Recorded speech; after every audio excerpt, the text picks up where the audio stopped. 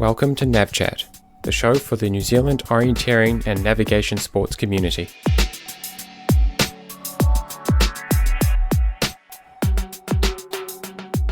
Hi Tom, welcome back to Nav Chat. Hi Gene. It's not just a one-hit wonder. We're back for a second time. So what have we got coming up? Yeah, we've got a few interesting things today. We're going to talk about injuries a little bit and cross-training when running. And we've also got a guest interview with Cam de Lisle talking about his auto-generated LIDAR maps that he's putting together of the whole of New Zealand. So that's really interesting. Nice. And we've got a coaching segment as well. We're going to look at height judgment and extracting information from contours. And also, of course, we've got news from around the country. And yeah, we'll get into some of the happenings. But first, how was Nationals? Oh, great. I felt bad for you not being able to get out there in that forest. I think full credit to Wellington for putting on a wicked weekend of racing. I think my personal favourite would have had to be that middle distance map. Just such a special area with the changes in vegetation, the fast, the slow, and just the compact nature of the courses. So many people out in the forest while you're racing. It was cool. Mm-hmm. How about you? How's injury life? Yeah, it's been interesting. I'm feeling fit. I've managed to get a fairly good routine going that I think a lot of people could learn from, actually. So currently I can only do 20-minute runs, and I do 4 of them a week, which is, just an hour 20 of running. It's not a huge amount, but I'm getting on the elliptical trainer at the gym 2 or 3 times a week. And they're hour sessions, and I'm really pushing the intensity, doing like a 3 minutes times 6. With 1 minute recoveries or a 25-minute tempo, and doing something that's pretty tough and really gets the legs burning. And I'm doing about an hour walking on average each day, just in the morning, get out for an hour. And I think that contributes a little bit. There's some crossover from brisk walking. Maybe it's only 25% gets carried over, but it all adds up. So between all that activity, plus just working in the gym and some yoga, I'm feeling pretty good. I'm feeling healthy. I'm feeling fit, but the injury itself is not yielding to our therapy and rehab at the moment. So still trucking. Have you thought about a total break? I have. I've done 2 whole month total breaks over the past 11 months, all in various strategies. So yeah. There's a lot of things have been tried, but we've got to keep working. And if we are going to take a certain approach, then we stick to it, give it an honest go, so that we know if it's worked or failed. And yeah, currently we're still in the cortisone, the post-cortisone injection rehab phase. Well, I hope it settles down soon. I know that the guests that you spoke to about this week maybe has some orienteering related things that you could do even in your injured state, things that you could maybe do from the couch. It was Cam de Lisle you spoke to, right? That's Cam de Lisle. That's right. Yep. I've been following his work with the LIDAR generated maps. In fact, my computer's been rented out quite a lot to make some of these maps, along with many others around the country. So cool. Let's jump to the interview, eh? Let's do it. Thanks, Cam, for coming on Nav Chat. And let's get into the project that you've been doing. I know a few of us on the Map Chat have the Facebook page with New Zealand orienteering mapping, and maybe even the international orienteering mapping have seen this. So take us through this project, this website that I'm looking at the moment. So the idea of this project is we've got all this sort of, it's called LIDAR data, which is laser data of the elevation of the vegetation. And we've got it for a whole lot of areas in New Zealand. And we've processed all that data and we've turned it into a gigantic orienteering map, which we're slowly adding more and more areas to. So as you can see, there's all these little bits and pieces all over the country of data that we've turned into this gigantic orienteering map. So where is the data coming from?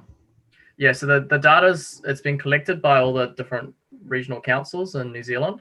And Land Information New Zealand has sort of gathered it all together on a website called Open Topography. And from there, we've just downloaded the data, processed it, and then put it up on this website in a whole lot of map tiles. Cool. So whatever this data is it can be used to recreate like a fairly realistic orienteering kind of map. Let's take a look at how this data is captured and exactly what that means, because it must be pretty hard for some people to imagine this whole process. So talk us through this. Yeah, so the way it works is LIDAR data is basically captured by a plane flying overhead, you know, the New Zealand's landmass, I guess you'd say. How high is the plane? 100 meters up, 100, or 200 meters up or something, and it's got a laser on board, which is shooting pulses at the ground, or pulses of light. And when those pulses of light hit the ground, they're reflected upwards, and based upon the time it takes for it to return and the intensity of the light that returns, what you get is a picture you can see in the bottom right there, which is showing that each point is recorded as data, and with the intensity and the height of the return, and what that you can do with that data is convert it into sort of a picture of the ground beneath you, but also not just the ground, but also the trees. So you've got a very accurate 3D representation of the terrain below you. And if you ever look at this on the left there, by sort of examining the intensity of the light coming back at you, just using some fancy algorithms, I guess you could call it. What you can do is you can figure out, 5 million points in this example, which show the ground, and then 5 million points which show the vegetation above.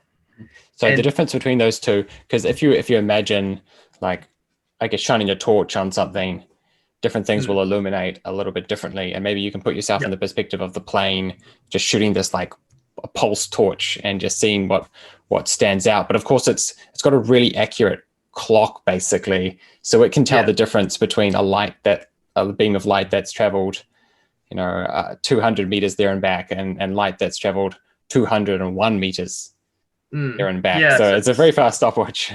It's a pretty impressive technology, because what you can do with it is it can measure down to, I think around New Zealand the accuracy is about 1 centimeter. So within 1 centimeter you can get the height of all these returns accurately, which just opens up so many opportunities, to essentially create a big 3D model of the ground. And if you've got a 3D model like that of all this stuff below you, the ground, the trees, even buildings and things like that, then what you can do is, looking at this, you can quite clearly see the shape of the landmass, but also if you look on the left here, the vegetation's green. You can actually pick out here the pine trees, the shapes of the pine trees. You can just see, those branches kind of reaching out. And so that's the light coming down, bouncing off these pine branches that are out, 10 meters high in the air and going back to the plane. But the brown is the light that's come all the way down. And I guess it's hitting the grass or the pine needles, just whatever makes up the solid ground. Is that right? Yeah, so it's hitting the solid ground. And I think what sort of happens is, because it's hit something really solid like that, the intensity is higher. And what this, the algorithms they use to process this data can do is detect it as being the ground rather than being a tree. And if you have a look there on the left, all the brown dots is what sort of someone's gone through and processed this data afterwards, and that shows the ground. And you can see that on the top right as well. That's just stripped away all the vegetation. You can get quite a accurate 3D impression of the ground. And then when where you've got like open ground, you're obviously going to have a very large number of points returning. But when you've got trees, not all the points are going to get through the trees. But if you look on the right there, enough are getting through that you've got some sort of pretty accurate representation of the ground. Right. You can imagine that, like, if the tree canopy was too dense, some of the LIDAR points, the light might not actually make it all the way to the ground level. So you might get some kind of shadowing effect, much like if you had a torch and you put an object in front of it, you wouldn't be able to see the wall behind the object because the light doesn't get through. Yeah, so that's pretty... So you want to shoot down enough points, you see, that some, light gets through everywhere, and therefore you've got an accurate enough representation. And if you look actually in the bottom right there, what I've sort of highlighted, is you've got quite, you're not just picking up that there's trees. so that's a side-on view, but you can also pick up that there's thick vegetation below the trees. So it's not just returning the vegetation height on the top. It's also some of the light's penetrating through the canopy to bushes below. So you can imagine like the very tree top, there might be some lights bouncing off that, and then the whole trunk, the whole way down, and all the branches, there's light coming off at all the different heights. And if there's some bushes in the 2 or 3 meters closer to the ground, there's even more points bouncing off that. And then that ground is basically the final big point where nothing gets past. Yeah. The final sort of return that's coming up. Cool. So how accurate is this stuff? Yeah, so that's the big question, isn't it? So I think in New Zealand, sort of before this technology existed, you kind of had 2 types of map, right? You had like Land Information New Zealand maps, that's the Topo 50 that I think a lot of people, certainly people who do tramping and things like that, will be familiar with. And that's sort of, it's got 20-meter contours. It's fairly accurate, but it's not really enough to navigate accurately off. And then you've got obviously the orienteering maps, which costs a fortune to make, but they're very, very accurate, have every little sort of detail. Someone's gone through and visually seen it. And if you compare the orienteering map actually to this new LIDAR, so omap.nz, it's actually amazingly very similar. All the shapes are basically the same. It's the same contour interval here if you compare the two, what's circled. And it's only really the minor details and the tracks that don't show up. Sort of the way I think of it, it's almost like a different map has come through and kind of made the map a little bit simpler. So it is incredibly accurate. Cool. So what are the other things? Because of course this is just a computer algorithm trying to pick up features and interpret them as if it's an orienteering map. So it seems to be picking up some cliffs where I don't believe there are any cliffs in that area. So what's going on there? Yeah. So I think what you're obviously going to understand with something like this is that it's just a computer algorithm. So when it's detecting a cliff, what it's sort of looking at is the ground may sort of, it can detect how steep the ground is, because obviously you've got sort of this ground profile. And what it's saying is if the ground gets above a certain steepness, it's a cliff. But of course, we know that, certain terrain, especially like sand dunes, you can get these very steep, sort of short, steep sections, which aren't actually cliffs, but may show up as such in the data. It seems to be mostly a sand dunes issue. I've done some mapping out in Riverhead Forest, which is clay, and basically every cliff that's appearing in the omap.nz is actually a sizable cliff in the terrain. What are these purple contours? Do you know what they're about? Yeah, so that's a good question. So I think one of the limitations of something that's sort of automatically generated like this, which we probably don't really think about, is that when you have an orienteering map, you've got these things called slope lines, which sort of point which way is down in quite confusing terrain. You can sort of see that on the left if you look closely. There's contours which have these little tags on them. But the problem with this automatically generated map is it's very difficult to generate those slope lines.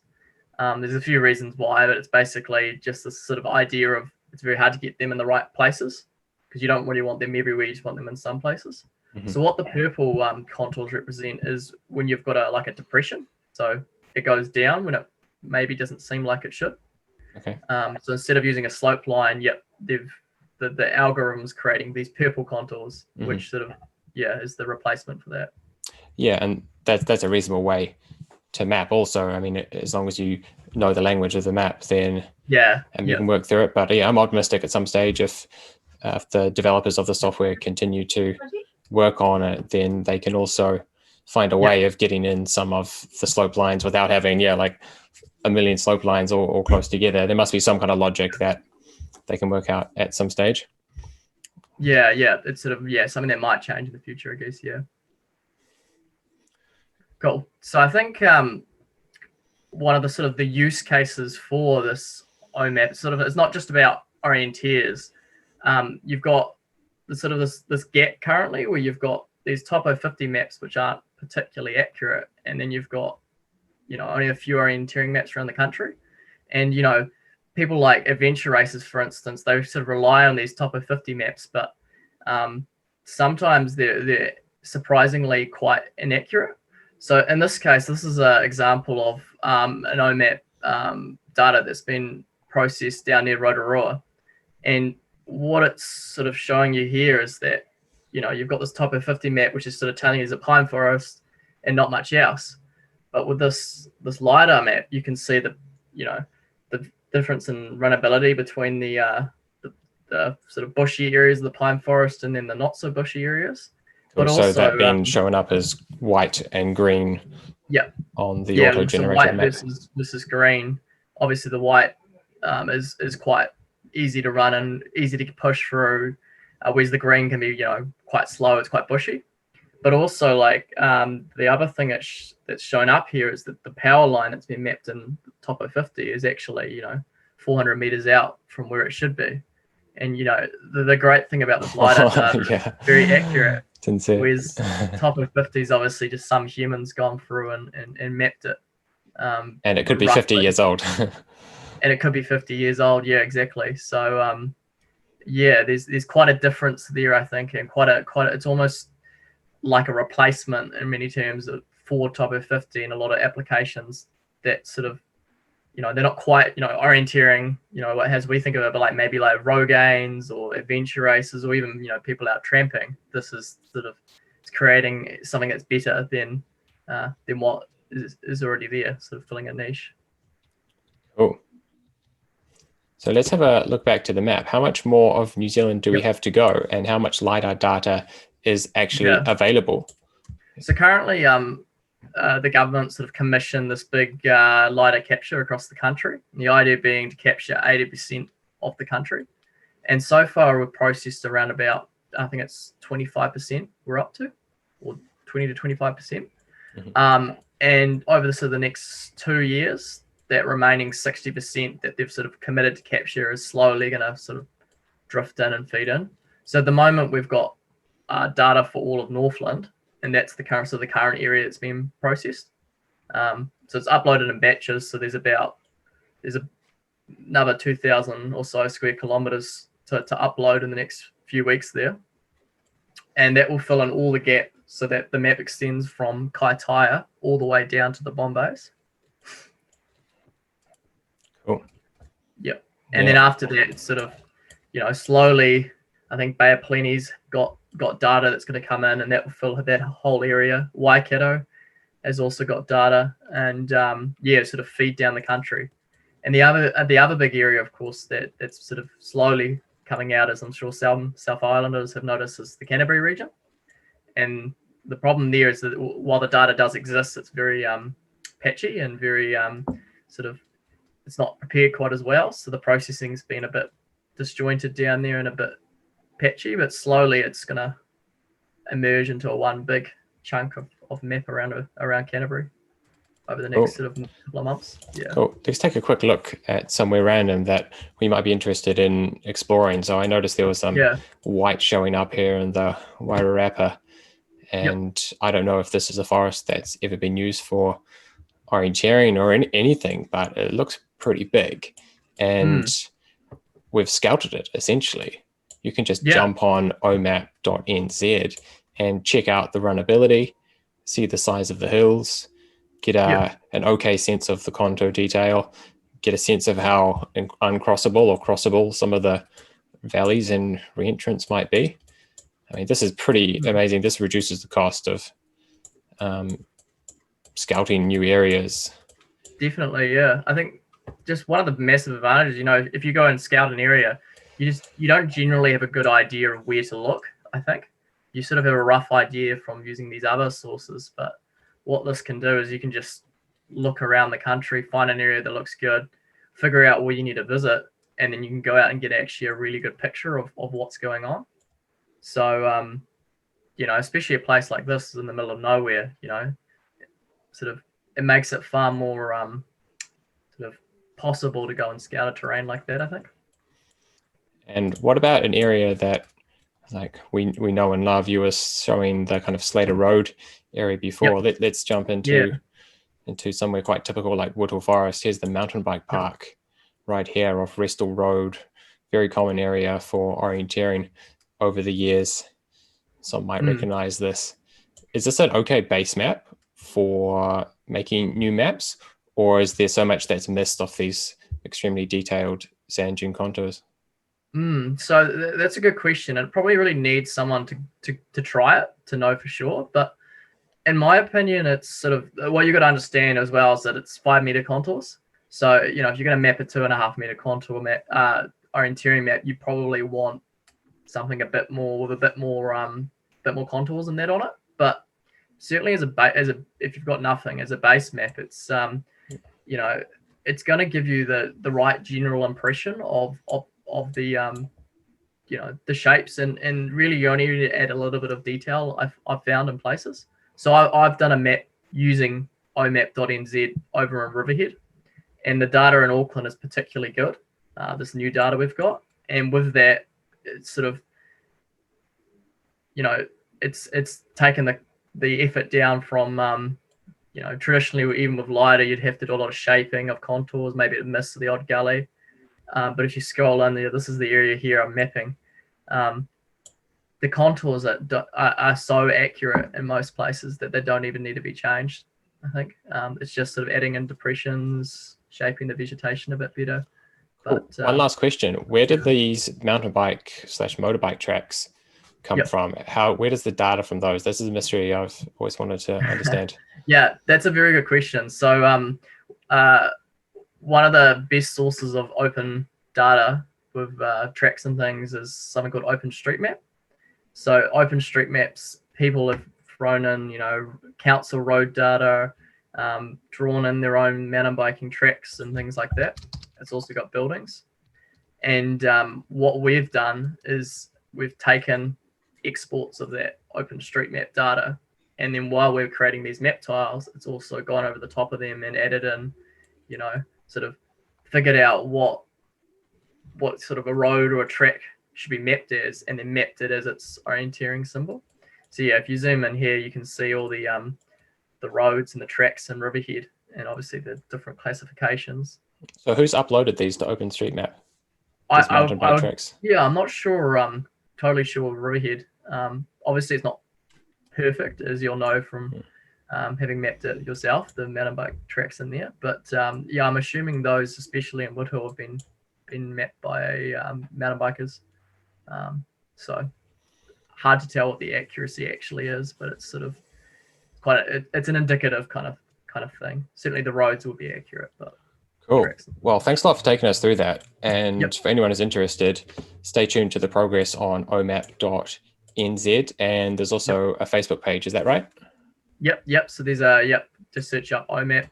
I think it's just omap.nz on Facebook. And sort of every month or every couple of weeks, we're posting an update on there. Omap update on the website and then linking to it on Facebook. So it's a good way to follow the project. Cool. Thanks a lot, Cameron. I'm sure that people will find this really interesting. Yep. Yeah, I look forward to seeing how people will put it to use. And yeah. So what did you think of that? Mind blowing? Mind blowing. I mean, for me, 1 centimeter resolution from a laser shot out of a plane. That's magic, really. I can't begin to think how that happens. Yeah, it's pretty tough. And of course, that in theory, the 1 centimeter is good. When it hits a blade of grass, there's more than 1 centimeter variation in where the grass is. So that's pretty much any more technical progress on the resolution isn't really going to help the orienteering beyond this point. So it's all about the data processing from this stage. Like the technology is no longer the limit. It's amazing we can get such accurate data. It's all about the smarts on the computer.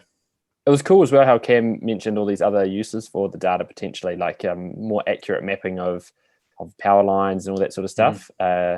Detecting a power line like in the air like that, something that wide, pretty impressive. Have you been out running on any of these auto-generated maps? We did do one in Riverhead. And how was it? How did it go? Good. Yeah, it was good. It picked up the thinned branches on the ground. It displayed that as green stripe. That was reasonably good. The contours were usable, although they definitely felt different to how a fieldworked orienteering map would have been. So yeah, it was workable. I'd be more skeptical about the sand dune areas. I think there's a lot of detail on these maps that the processing isn't picking up on yet, but a spur gully kind of map like Riverhead I thought was usable.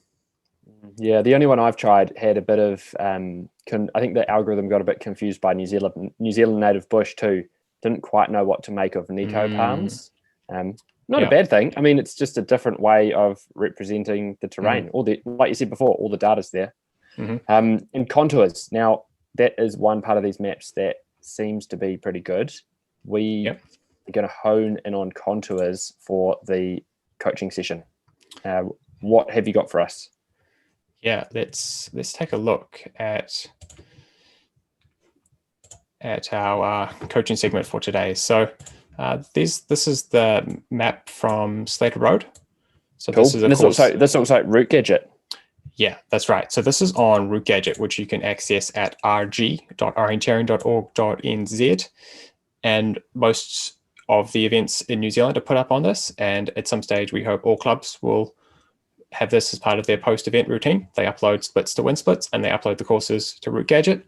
And it's available for people to jump on afterwards and put their routes on. For example, someone here is in green has gone and put their route on so that other people can look at it and share it. So I'm going to start by having a quick look at orange short for our coaching.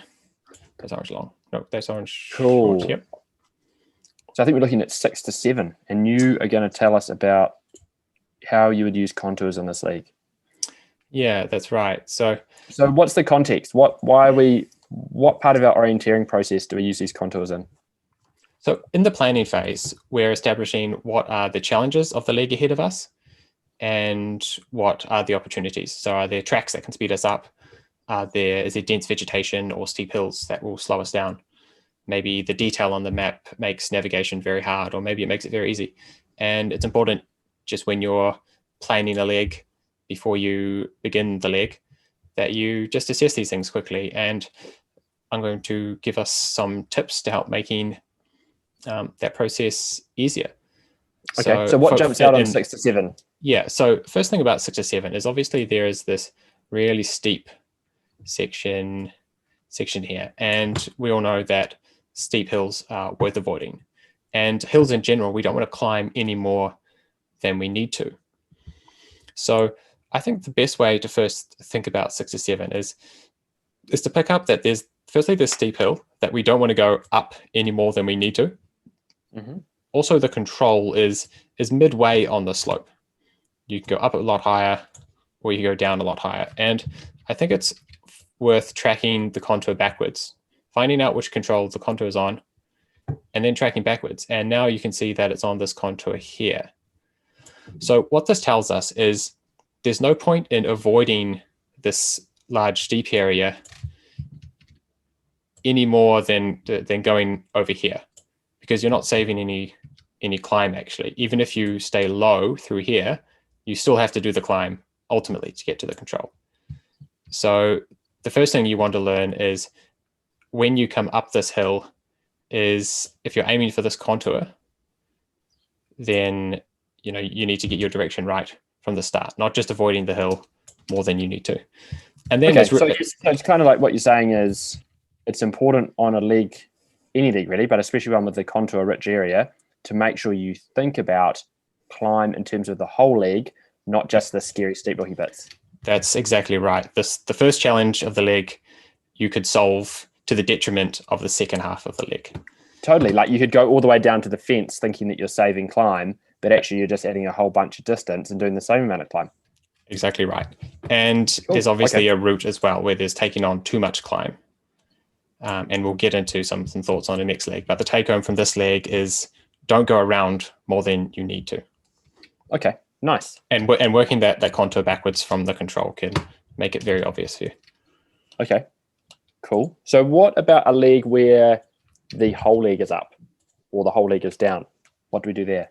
So let's have a look at 7 to 8. I think this is interesting for a number of reasons. The first reason being that it's actually overwhelming. There's a lot of detail on the map. There's a lot of contours, a lot of tracks, and we have that reaction. What's up and what's down? It's kind of hard to tell. Yeah. So I think it's worth taking 20 seconds at least to work out this leg. Checking out where are these slope lines going, and zooming out, just having a look at the 30,000 foot view. Look at these index contours. Just trace them out in your head. And so index contour, every fifth contour, 5 meter contours, that's every 25 meters, right? Yes. Okay. And I think just doing this, you feel like you're wasting time, but it will pay off. So now you can see that this whole leg is really just going up these big index contours. All you're doing is heading uphill the whole leg. And there's really no downhill in this leg. And therefore, there's no opportunities to avoid the climb. You've actually got to take it on. The control is actually only one contour down from the hilltop. So once you have that in your mind, it changes the game. There's nothing to avoid. There's no possibility to avoid the climb. So the conclusion is you have to go straight. Yeah, my eye was drawn immediately right and left on this leg. You see all those big close together contours in the middle, and I thought, oh, you could shoot back towards the triangle and then come up in from the right, or you could maybe go up to the far left, round that edge of that green gully and up. But like you say, it's the same amount of climb. You might as well just go straight and save yourself some distance. 100%. We'll jump to a leg on the orange long, which again is I think a classic one. It's probably more simple than these other ones, but it cannot be overstated. Sometimes they're not all up or all down. Sometimes we do have a contour feature like this that it's important to realize that there's a spur here. Yep. And it is an up and a down. So I'll just draw these contours in. So if you do decide to take on the climb up and over, then do so knowing that there is also a way around. And I think it's important to go through this process when you're planning each leg so that you can figure out confidently whether there's a route choice like this one with an up and a down and an opportunity to go around, or whether it's just a straight up or a straight down, in which case you should just go straight because there's nothing to avoid.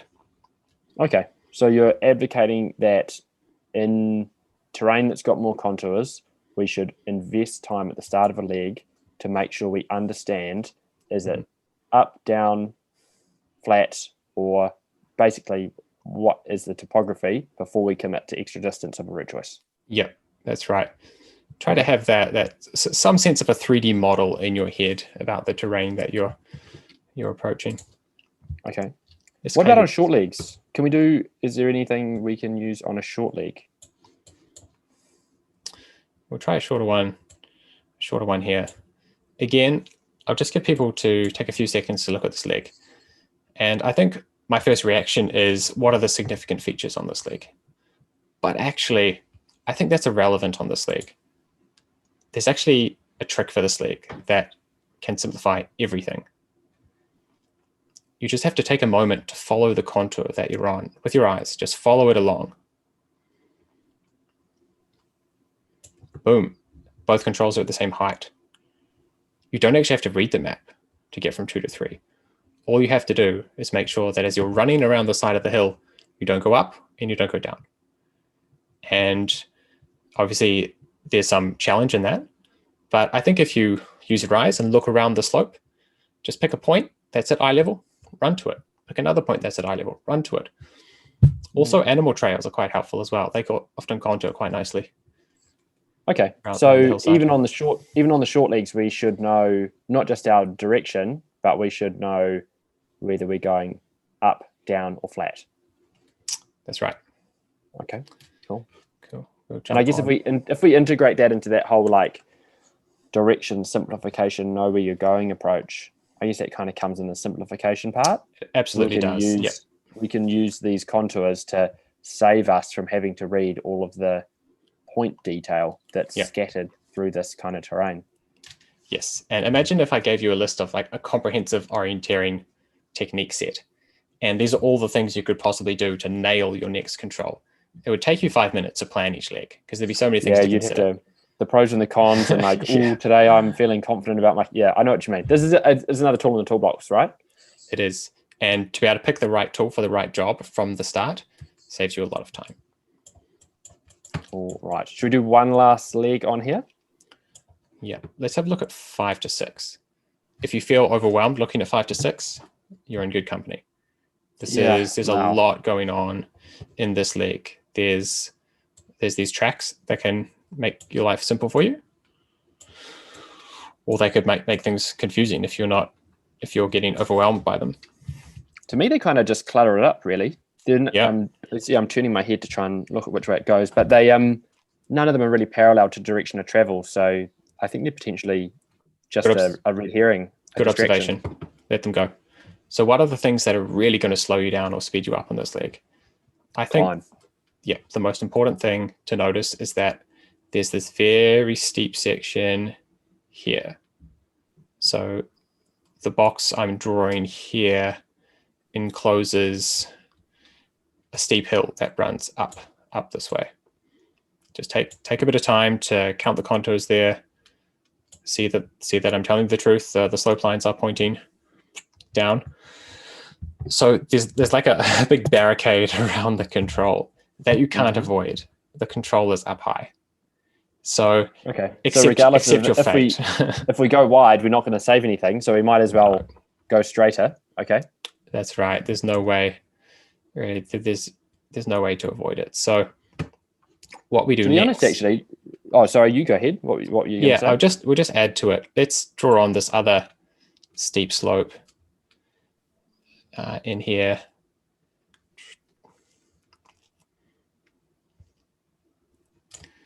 And this is going up this way. That's up. Drawing the upward direction here. Can you avoid that?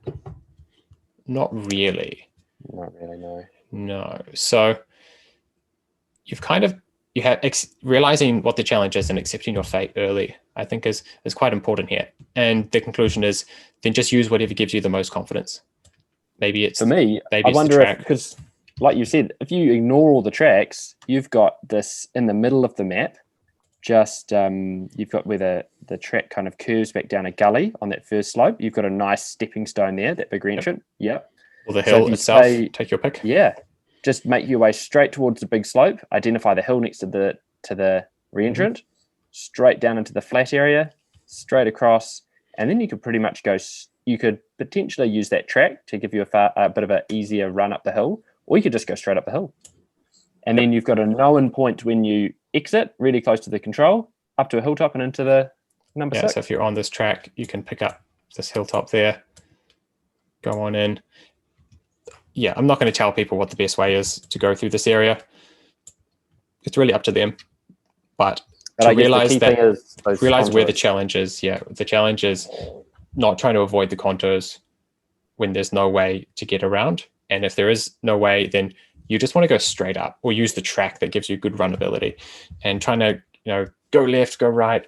It's all a bit tricky. And the thing that I think will help you to notice that you're actually suffering this problem when you're out on the course is that feeling when you're making these short-term emotional decisions about this hurts, I'm going to contour a bit more because I feel better, I can move faster. And that's a sign that you're making a decision that feels really good in the short term, but isn't helping your course overall. It might just be physically, it feels better, but it might also be giving you navigational challenges by going around because you're not exactly sure where you are anymore. You're making these quick decisions about now I'll go around, and you're losing contact with where you're on the map. So I think being disciplined and ignoring those short-term emotional decisions for the longer term plan that fits what the map is trying to tell you. Okay. So I guess to try and wrap that all together, it would be to say, as part of your planning process on each leg, you should take a moment always to think about contours. Useful things to look for can be whether a leg is up, flat, or down, and also trying to identify if there's any big contour features and deciding if you can avoid them before choosing route choices. Yep. That'd be about right. And last of all, like you said, be disciplined. Just because there's a big hill there, you might just have to go up it. walk up it, crawl up it, whatever you have to do. It's better than like crawling sideways and then crawling up it and then crawling back the other way. Yeah, okay. Cool. Let's jump on to our community news. All right. So we have asked around the country and got some things happening around the place. Of the annotations. Hang on.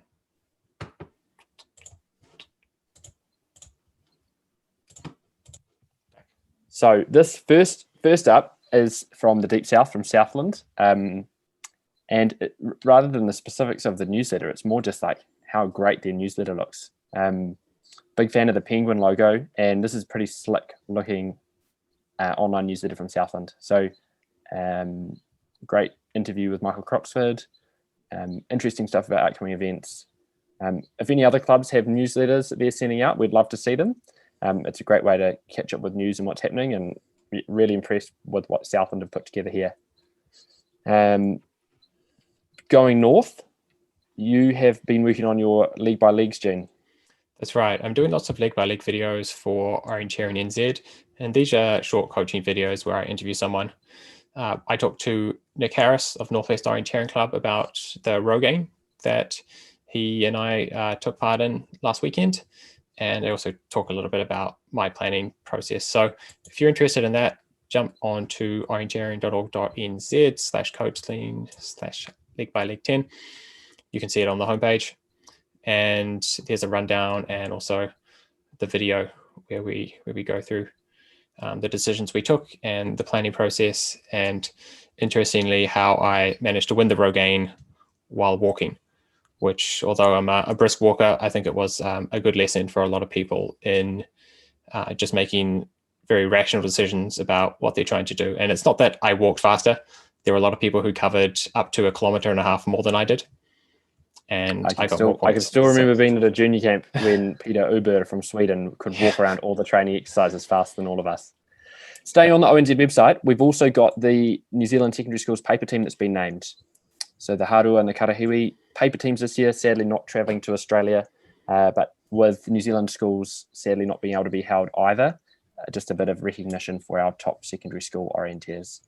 Yeah, I thought that was a nice touch just to release the team, because everyone's had a lot of disappointments this year. And just to say, you know, we recognize that you guys have put in the effort and you've put out good performances. I think that's a nice touch. Yeah, indeed. Moving south from Auckland, we've got Orienteering Waikato. They're definitely on the Rogaine buzz down there, which is cool. They've got up here, they've got one of their rugged Rogaines from July out at Killarney Lake near Matamata, I think. They are getting some wicked numbers along, and while they have had to cancel a few this year with COVID, they've got a whole lot more planned for 2021. Waikato has really embraced technology too, and they've been using MapRun, the app, for running their urban street series. I think that's a great use of technology. I've had a little bit of a play around on it. I haven't tried an event. Have you done one, Gene? Have you been out? No, I haven't taken part in the map run, although a number of people in Auckland have, and I thought it was good. It was a good new thing to try. I know there's still some challenges with getting people's phones to be accurate in the right places. That was causing some challenges there, but it's good, and it was a very low overhead way to organize orienteering, let alone a touch-free way of doing it. Yeah, totally. Now, another big event coming up for Waikato also involves OBOP and Hawke's Bay, and that is the Battle of the Bays, which I'm as an OBOP member, I'm gutted I can't be there to race this. So it's at Whakaipo Bay. It's a historical competition between Hawke's Bay and Taupo that OBOP's been invited to join, and it's basically an inter-club competition. Rewards numbers, everyone counts towards it. I think that is pretty cool, and more of these would be good. I think that the inter-club stuff's always super fun. It always throws up some real bolters as well, I reckon. Yeah, I think that's good. And we're very lucky in Auckland that we have 3 clubs here, and there's a lot of club rivalry, really healthy competition that helps to push people along and gives people a bit of a nervous start. You know, there's a little bit of pressure to perform, not too much because it's all local and we're all friends, but I think that's really healthy. they just had the Auckland Relay Champs, right? They did. And I hear Northwest thought they had it, only for a miss punch to give Auckland the victory. Apparently, Auckland won all 4 grades.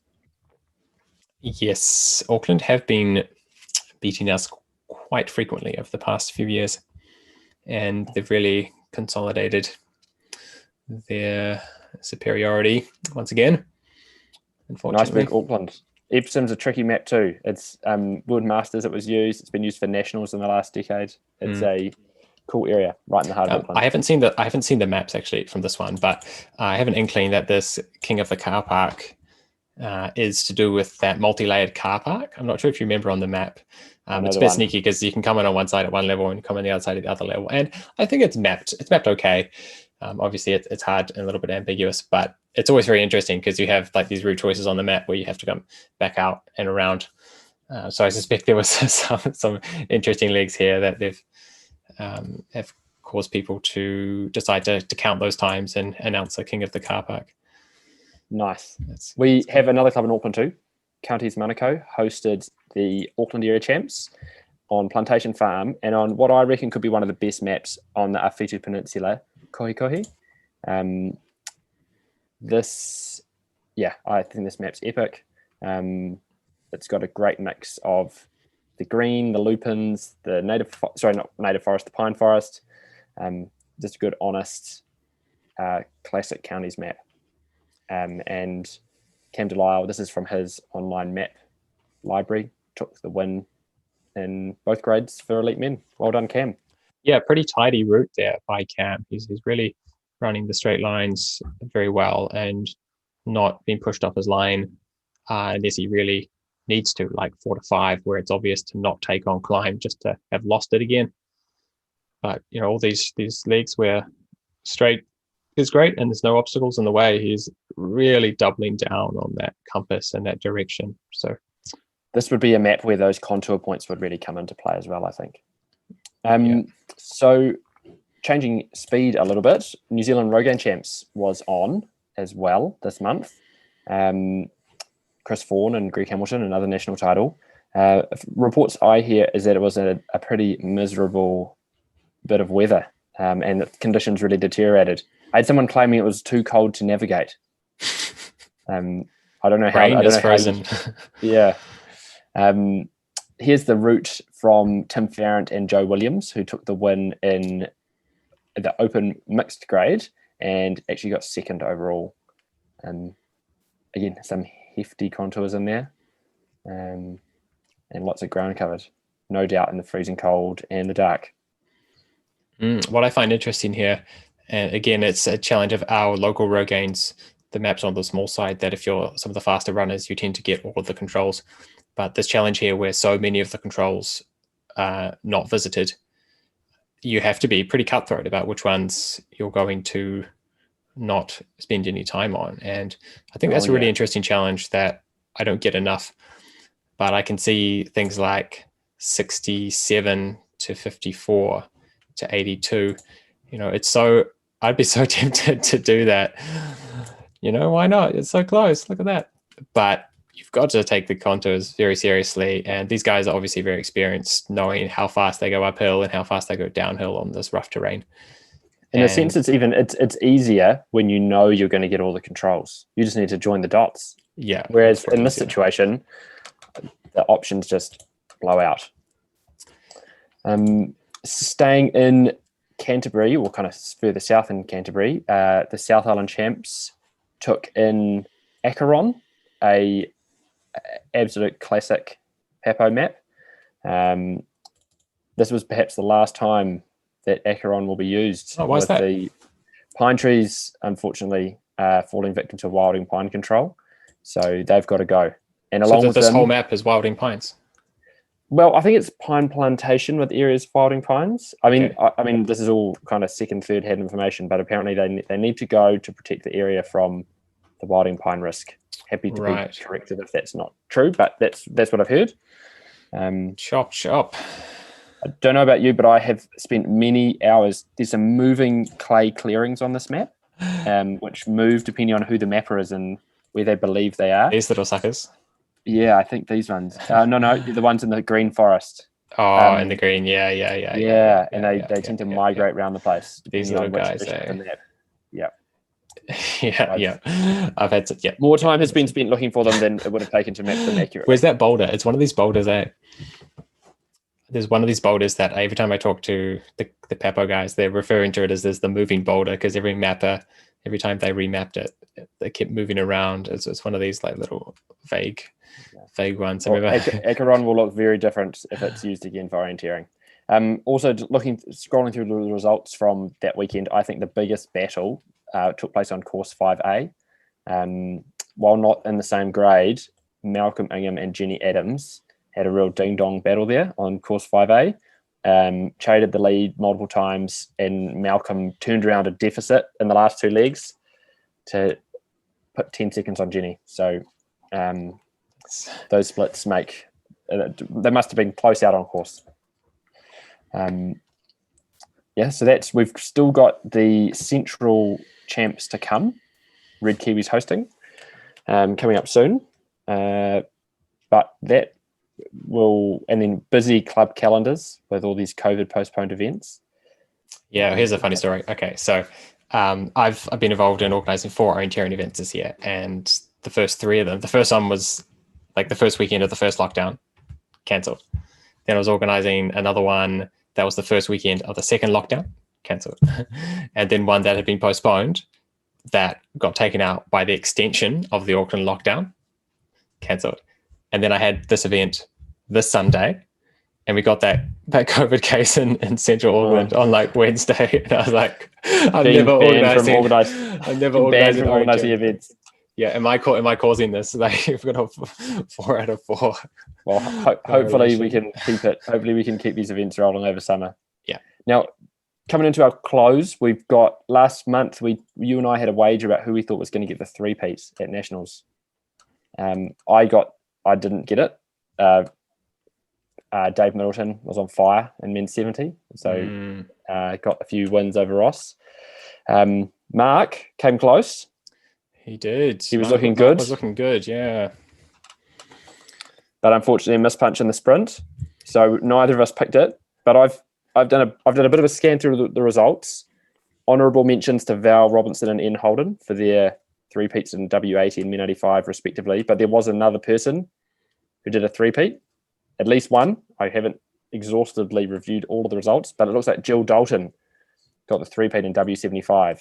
So nice one, Jill. Neither of us picked it. Yeah. And then something else to think about. All this talk of NZ OMAP. I was having a cruise around Northland before we came online to do this, and I was wondering. It got me thinking: where are the places that you would most like to explore on NZ OMAP? Places you've driven past, places you've wondered about. You just want to see what they look like as an orienteering map. What have you got, Jim? 90 Mile Beach. 90 Mile Beach. That pine forest looks like Buttle level sand dune details, or Kapiti Coast level sand dune details, or white. All 90 miles forest. So much forest there, and I've never actually been up that far. So we should probably head there over summer or over New Year's or something. Print out that section of the map and just check it out. I think. Excellent access from 90 Mile Beach. You can drive the Grassy Knoll electric car the whole way up. I can drive the leaf on the beach. I don't know if we'll make it. But there definitely is a public access area down near Kaitaia that is like dog walking and that sort of thing, and that's on NZ OMAP. Yeah, I think that's so a place keen to check out. Yeah.